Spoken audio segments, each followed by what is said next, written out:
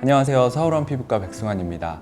오늘은 피부과를 굳이 가지 않아도 피부를 케어하실 수 있는 여러 가지 꿀팁을 소개해 드리고자 합니다. 여러분, 다들 수분 관리 어떻게 하고 계신가요? 수분은 단순히 촉촉함을 넘어서 탄력과 주름 예방까지 좌우하는 굉장히 중요한 요소인데요. 오늘은 피부 깊숙한 곳까지 수분을 채우고 오랫동안 유지하는 방법을 알려드릴게요. 요즘 보면 30, 40대 뿐만 아니라 10대, 20대 분들도 피부과 시술을 받으러 굉장히 많이 들어오시는데요. 제가 이런 분들에게 언제나 말씀드리는 게 피부 시술 전후로 보습, 수분 관리를 잘 해주셔야지 시술 효과를 제대로 볼 수 있다고 말씀드리고 있어요. 이게 왜 중요하냐면요. 기본 중에 기본이지만 정작 많은 분들이 그냥 대충 해도 되겠지 하고 놓치시는 부분이 바로 수분이랑 보습이에요. 오늘은 이 부분을 확실하게 짚어드릴게요. 먼저 수분 부족. 수분 부족은 단순히 피부에 수분 공급이 안 되거나 유분이 부족할 때만 발생하는 게 아니고 피부 장벽이 약해져서 피부 수분이 쉽게 빠져나가는 이른바 누수성 장벽 때문에도 발생합니다. 이런 수분 부족이 반복되면 단순히 건조함, 민감함을 넘어서 피부 탄력에도 큰 영향을 주기 때문에 수분 공급은 무엇보다도 중요하다고 할 수 있죠. 수분 공급과 보습 이 두 가지의 차이를 알아볼게요. 수분 공급은 피부 깊숙한 곳까지 수분을 채워주는 작용이고 반면에 보습은 채워진 수분이 날아가지 않도록 피부 위에 보호막을 만들어주는 역할이죠. 그래서 피부가 건조하다고 해서 한 가지만 챙기시면 안 돼요. 이거는 마치 밥을 먹을 때 숟가락은 챙기고 젓가락은 안 챙기는 것과 똑같습니다. 그렇다면 어떤 제품을 선택해야 할까요? 먼저 성분을 보셔야 돼요. 대표적으로 히알루론산이 있습니다. 히알루론산은 자기 무게의 1000배에 달하는 수분을 끌어당겨서 머금을 수 있어서 피부를 촉촉하고 탱탱하게 만들어주죠. 그리고 피부가 예민하시거나 알러지 때문에 고생하시는 분들이 많으시잖아요. 그런 분들은 꼭 발효 알로에베라 성분을 체크해 보세요. 이건 일반 알로에가 아니라 발효 과정을 거쳐서 피부에 더 잘 흡수되도록 분자를 쪼갠 건데요. 피부가 예민하신 분들도 알러지나 자극 걱정 없이 건조함에 의한 가려움, 일시적인 붉어짐, 열감들은 수분으로 효과적으로 진정시킬 수 있어요. 마지막으로 수분 공급과 보습 모두 충족하는 제품을 고르는 게 가장 좋아요. 특히 수분 공급이 피부 각질층 주변에만 머무는 게 아니라 피부 속 깊숙이까지 이루어져야 흔히 말하는 속건조가 해결될 수 있거든요. 아셨나요? 질문 고슛! 선생님, 그러면 요새 시중에 피부 10층까지 수분 공급을 해주는 제품이 있던데 그런 제품들이 도움이 될까요? 네, 맞습니다. 피부 깊은 곳까지 수분 공급이 된다는 것이 임상적으로 증명된 제품을 사용하면 당연히 도움이 됩니다. 그럼 이렇게 채워진 수분을 보통 몇 시간 정도 유지해야 좋을까요? 하루가 24시간이니까 24시간? 아니면 100시간? 어떤 게 좋을까요? 오랫동안 유지하면 좋습니다. 24시간, 100시간 등 오랫동안 보습막이 형성해주는 제품을 사용하시면 수분 관리에 빈틈이 생기지 않아요. 말 그대로 피부가 마를 틈이 없게 되는 거죠.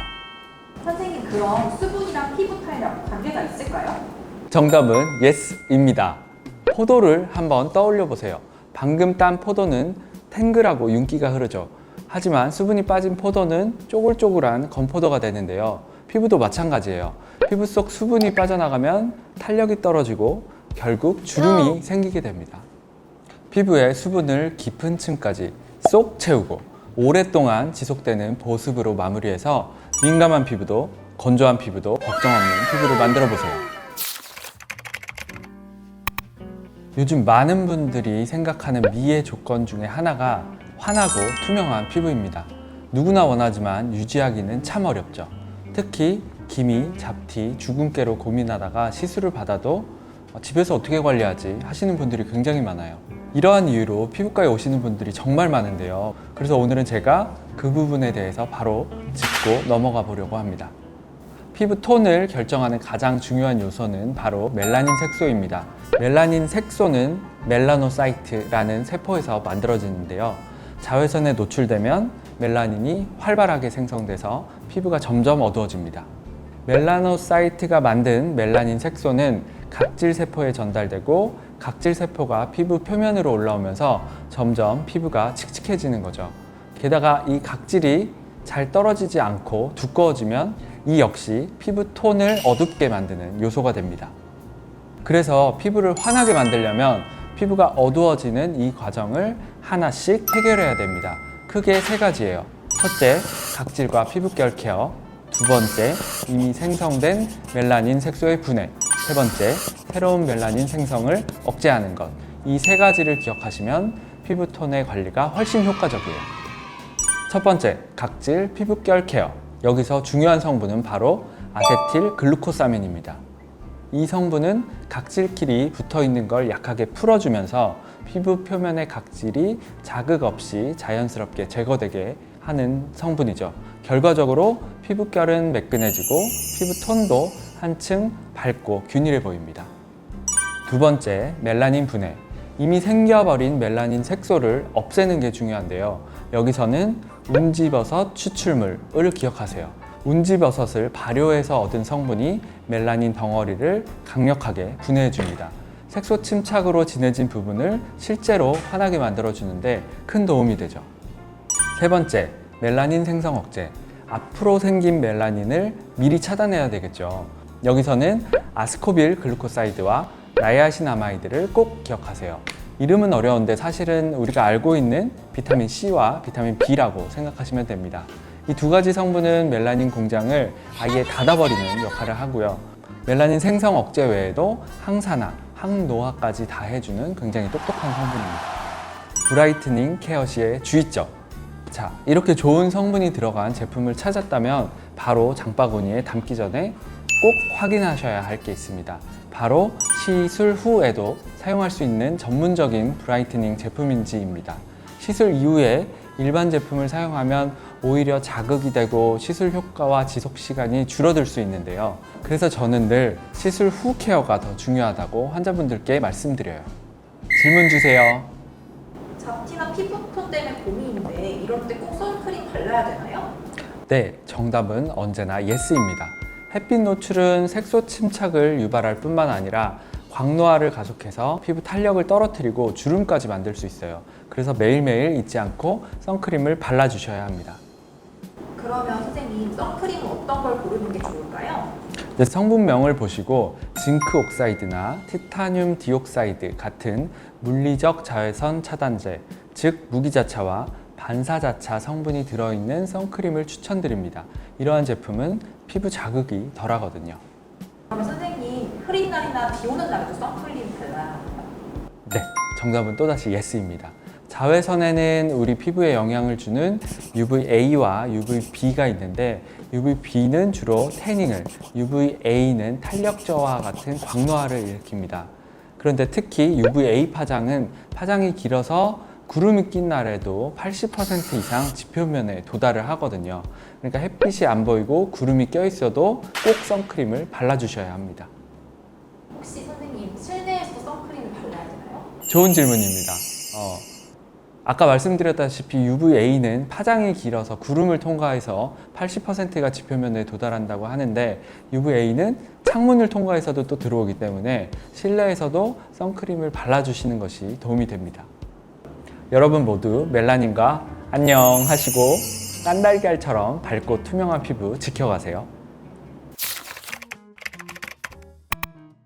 여러분, 타고나지 않아도 세 가지만 지키면 1년에 한 번 비싼 시술 받는 것보다 더 좋은 피부를 만들 수 있다면 믿으시겠어요? 많은 분들이 기본적인 피부 관리조차 몰라서 피부과를 찾으시는데요.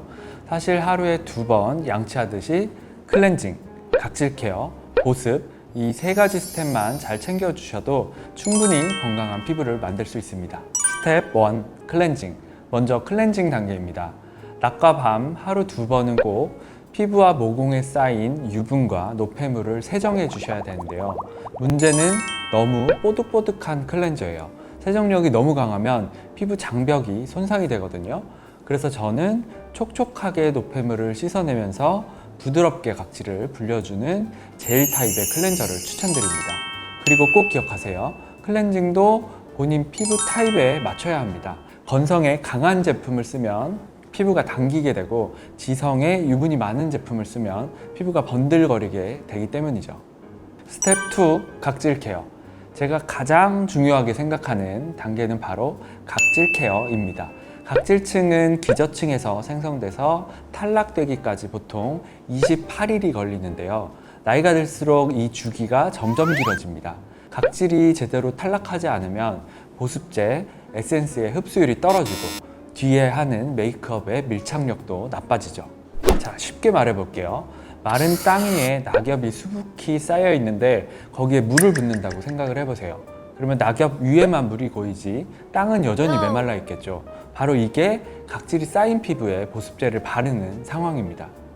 그래서 매일 2번 양치하듯이 각질 케어를 해주시는 게 정말 중요한데요. 단 민감성이나 건성 피부라면 주 1, 2, 3회 정도로 시작을 해서 점차 횟수를 늘려가면서 본인의 피부에 맞게 조절해 주세요. 그리고 각질 케어를 할 때 사용하는 토너 성분에 대해서 알코올 성분에 대해서 걱정하는 분들이 있는데요. 사실 알코올은 유분 조절과 모공 케어에 도움이 됩니다. 다만 과하게 쓰면 건조해질 수 있기 때문에 무알코올부터 농도 조절이 가능한 맞춤형 제품을 고르시는 게 좋아요. 여기서 위치 하젤 같은 진정 성분이 들어있으면 훨씬 안전하게 케어할 수 있습니다. 스텝 3, 보습. 마지막은 보습입니다. 보습은 피부 관리의 기본 중의 기본인데요. 왜 그럴까요? 우리 피부는 계절 변화, 스트레스, 수면 부족 같은 작은 요인에도 쉽게 자극을 받아요. 이때 피부 장벽이 무너지고 유수분 밸런스가 깨지면서 악순환이 시작되는 거죠. 그래서 하루 2번은 꼭 보습을 해주셔야 합니다. 제품 선택 시 포인트. 보습제를 고를 때도 포인트가 있어요. 피부 장벽을 복구해주는 NMF, 천연 보습인자, 수분 손실을 막아주는 글리세린이 들어간 제품을 사용하셔야 합니다. 그래야 다시 피부가 건강해질 준비를 할 수 있거든요. 또 피부 타입별로 제품을 맞추는 게 중요합니다. 건성, 건복합성은 촉촉한 로션이나 크림 타입, 지복합성, 지성은 번들거림을 줄여주는 젤 타입. 이렇게만 구분해도 보습 효과가 달라집니다. 질문 주세요. 선생님, 예전에 잘 맞았던 제품이 요즘엔 안 맞는 것 같아요. 왜 그런 걸까요? 정확히 말씀드리면 우리 피부 타입은 항상 변하고 있기 때문입니다. 예를 들어 사춘기 때는 완전히 번들거리는 지성 피부였다가 30대 이후 노화가 시작되면 지복합성 피부로 바뀌기도 하고요. 또 여름에는 건복합성, 겨울에는 건성 피부로 변하게 되는 경우도 많습니다. 즉, 한 번 정해진 피부 타입이 평생 가는 게 아니라 나이, 계절, 환경에 따라 계속 달라질 수 있는 거죠. 그렇다면 지금 사용하는 3스텝 루틴을 바꿔야 될까요? 네, 맞습니다. 지금 내 피부 타입이 어떤지 새롭게 진단해보고 거기에 맞게 세안, 각질 케어, 보습 루틴을 조정하는 게 좋아요. 피부 타입에 따라 같은 루틴이라도 제품의 제형과 성분 선택이 달라질 수 있거든요. 그럼 매일 어떻게 관리하는 게 가장 기본일까요? 정답은 간단합니다. 매일매일 세안, 각질 케어, 보습 이 3가지 스텝만 꾸준히 해주셔도 피부는 스스로 건강해질 수 있습니다. 여러분, 비싼 시술 고민하기 전에 매일매일 3스텝부터 시작해보세요. 피부가 달라졌네 하고 먼저 반응할 겁니다. 오늘은 피부과에 가지 않아도 홈케어만으로 주름, 탄력, 색소 다 잡는 꿀팁을 알려드렸는데요. 여러분도 모두 이 방법으로 케어하셔서 깐달걀 피부 만들어 보세요. 안녕.